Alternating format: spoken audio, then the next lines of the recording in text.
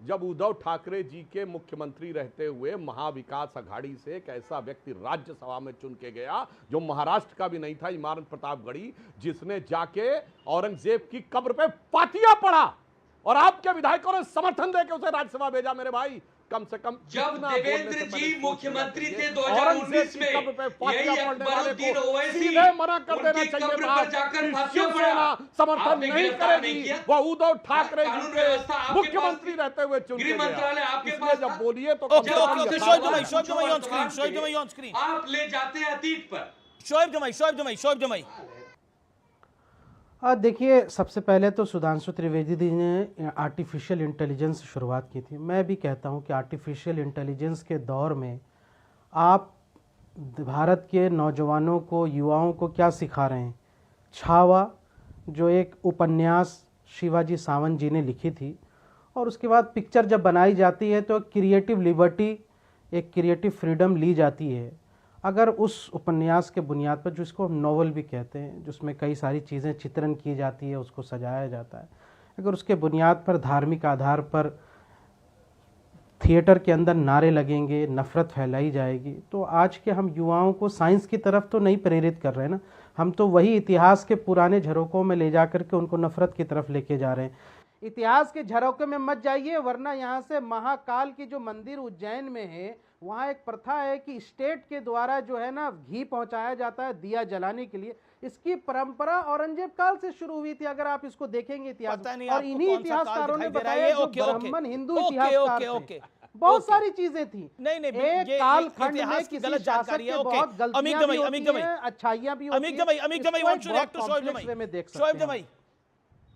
अमीश जी, जो कुछ जिस तरह से उनकी सदस्यता को सस्पेंड फिलहाल टाइमली किया गया और फिर उनको हटाने के बाद जो मुख्यमंत्री जी हैं वो कर रहे हैं, हम सिर्फ इतना कहना चाहते हैं अमीश जी कि हम इस देश की तीसरे नंबर की सबसे बड़ी पार्टी हैं और समाजवादी पार्टी की पूरी शक्ति अबू आसिम आजमी साहब के साथ, जो उनके साथ अन्याय हुआ है, जो उन्होंने बात कही है ना, जो उन्होंने बात कही है, प्रोफेसर BN पांडे, मतलब वो वामपंथी भी नहीं थे, प्रोफेसर BN पांडे ने अपनी किताब में कही है।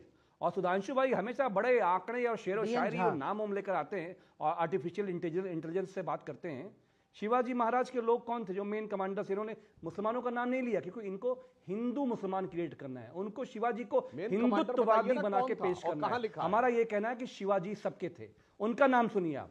सिद्दी संभल शिवाजी के नौसेना के कमांडर, इब्राहिम खान शिवाजी के तोपखाने के कमांडर, और सबसे मोस्ट इंपॉर्टेंट गुप्तचर विभाग में उस इंसान को रखा जाता है जिसपे सबसे ज्यादा दुनिया में भरोसा है, मौलाना हैदर अली। मौलाना हैदर अली, उनका आईबी का चिप। सोर्स क्या है? इंफॉर्मेशन का सोर्स क्या है? गूगल के अलावा सोर्स क्या है? किताब का नाम, पन्ने का नाम बताइए। गोविंद पानसारे की शिवाजी कौन थे? गोविंद पानसारे की किताब पढ़ लीजिए, आप काउंटर चेक कर लीजिए। अगर गलत सुन लीजिए, अगर गलत साबित कर दिया, पूरी जिंदगी पब्लिक लाइफ, पूरी जिंदगी में राजनीति छोड़ दूंगा मैं। समाजवादी पार्टी के लोग, उनके स्पोक्स पर्सन, उनकी टीम ऐसे नहीं पढ़ती है। मजेदार चाल थी कि एक किताब में एक, सुनिए, अरे यार बाबू मैं पूरी बात सुन लो मेरे भाई, ऐसा परेशान मत होइए। पहली बात तो मैं साफ कह दूं, शिवाजी के आप हिंदुत्व के विचार को डाइल्यूट करने की कोशिश कर रहे हैं। उन्होंने रायरेश्वर मंदिर में शपथ ली थी और बाकायदा हिंदवी स्वराज्य नाम रखा था और बाद में उस साम्राज्य का नाम हिंदू पद पातशाही हुआ।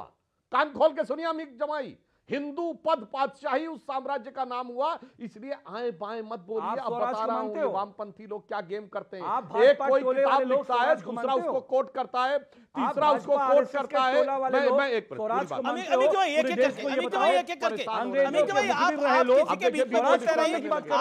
आप एक दानिश्वर व्यक्ति हैं, समझदार व्यक्ति हैं। मैंने देखिए, मैं दर्शकों को बताना चाहता हूं, इतिहास में दो प्रकार के सोर्स होते हैं। अब सुनिए मेरे भाई, इतिहास में दो प्रकार के सोर्स होते हैं, प्राइमरी सोर्स और सेकेंडरी सोर्स।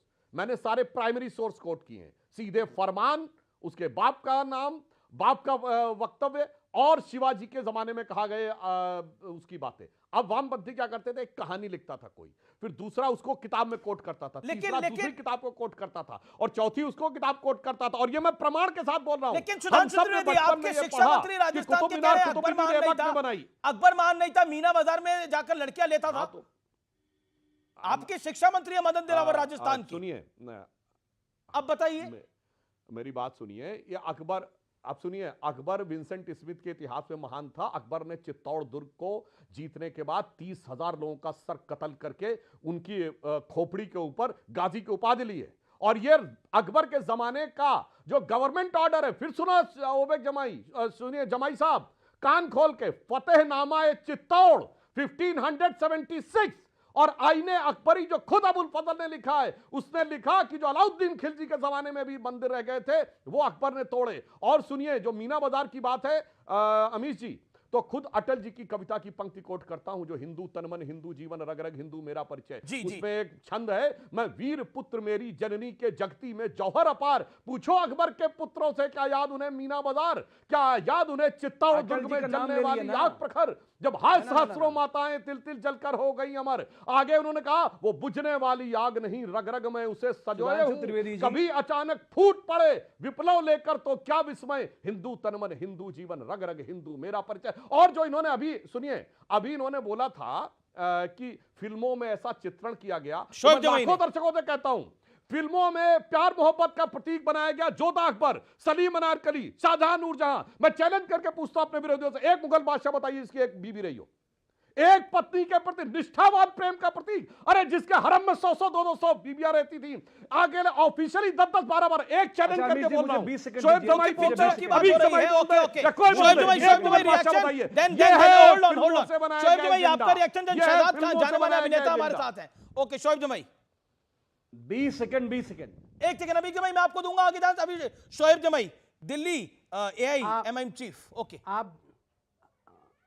आप जब जयपुर जाएंगे तो जयपुर में एक किला है, वहाँ राजा मानसिंह का किला कहा जाता है उसको, और उसके बगल में अकबरी मस्जिद भी है और राजा मानसिंह का। आप जितने भी वहाँ पे हिंदू जो हमारे गाइड वहाँ पे होते हैं, वो हर रोज़ तमाम हज़ारों टूरिस्ट को यही बताते हैं कि ये राजा मानसिंह जी का किला था, और राजा मानसिंह जो है वो जोधा अकबर जी के जोधाबाई के जो है वो भाई थे, और अकबर जो है उनके यहाँ से साले साहब थे, और ये अकबर यहाँ आते और यही नमाज पढ़ते। ये हर रोज़, आज भी कोई जयपुर का निवासी कल ही जाकर के वो किले में जाकर नहीं, छावा फिल्म आपको क्यों लग रही है? नहीं पॉइंट ये है कि छावा फिल्म आपको लग रही है लिबर्टी ली। नहीं अरे भाई, जिस किले में उसको बताया जा रहा है, आप कह रहे हैं छावा फिल्म नफरत फैला रही है। योगी आदित्यनाथ कह रहे हैं कि ये जो अबू आसिम आजमी है इसको उत्तर प्रदेश भेज दीजिए, इलाज हो जाएगा अच्छे से, हमें इलाज करना आता है।